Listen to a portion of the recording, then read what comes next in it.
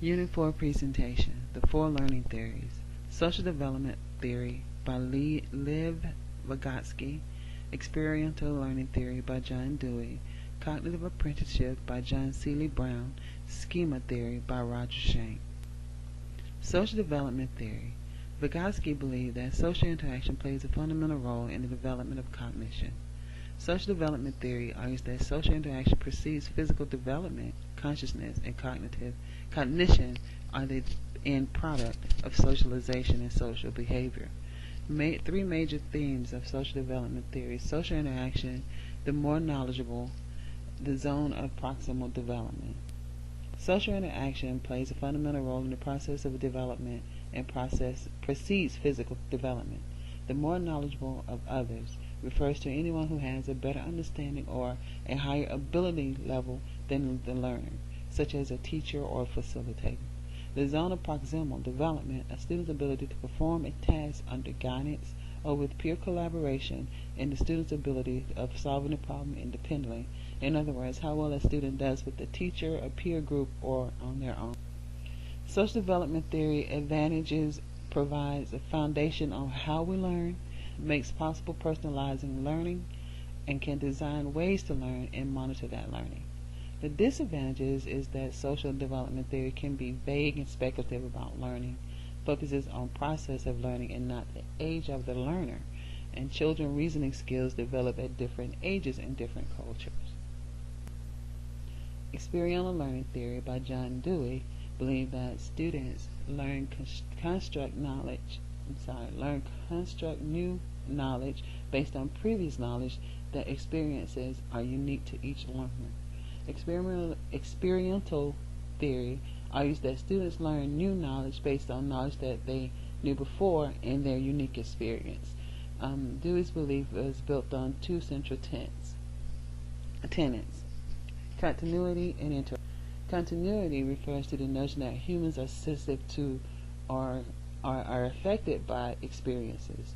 Think of it as a way as we learn something new every day with every experience we encounter. Continuity associates every past experience with every new experience we have, good or bad. Interaction builds upon the notion of continuity. Think of it as something we learned from a past experience interacting with the current experience to help us understand the experience we are having present. Experiential theory advantages: it can accelerate learning, it can create learning environments with the safety net, it's a merging of theories and practices, it can motivate one to learn with impactful activities. The disadvantages is it can seem a little decentralized in its approach, can seem less orderly than other learning styles, requires more preparation by the learner or by the leader or the teacher facilitator, and may require more time for processing. There is often no single right answer with this experience. With Cognition Apprenticeship by John Seely Brown. Brown believed that multimedia information systems would make it possible to plug into a collective social mind. Cognitive apprenticeship is the way technology can help support problem solving and hands-on learning. It is a theory that attempts to bring tacit process out in the open. It assumes that people learn from one another through observation, imitation, and modeling. This type of learning focuses on students who are into modeling, coaching, scaffolding, articulation, and reflection. Modeling are like teachers demonstrates a task explicitly. New students or novice build a conceptual model of that task at hand. Scaffolding, the process of supporting students in their learning support structures are put into place. Articulation, this process gives students to articulate their knowledge, reasoning, or problem-solving process in a domain. And reflection allows students to compare their own problem-solving process with those of an expert, another student, and ultimately an internal cognitive model of expertise.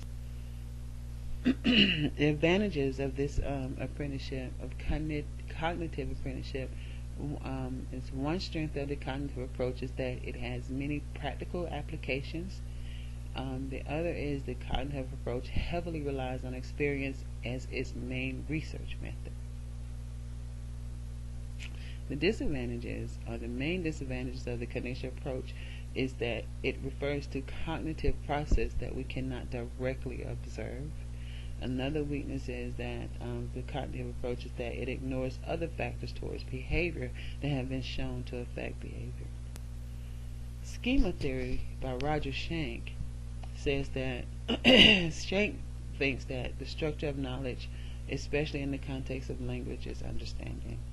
It is a mental framework used to represent and organize remembered information. Think of it as a metal file cabinet that we can store information that we need to keep us from making the same knowledgeable mistakes in life and help us to add to the files when we learn new information about a subject.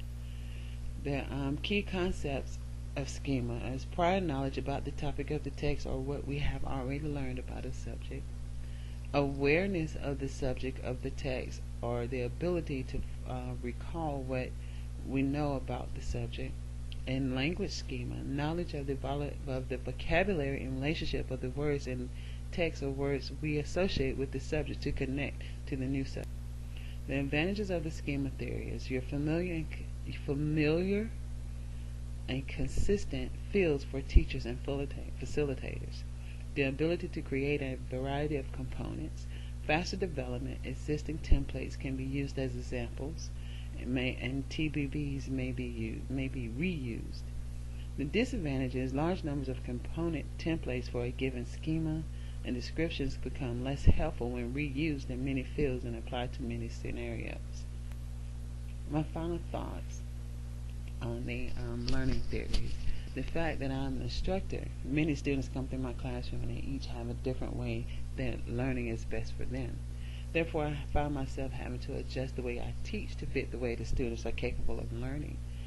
Therefore, I myself utilize many different learning styles in a classroom. However, I prefer the experiential theory for teaching, and I also find that in my subject, the students learn best with this particular learning theory.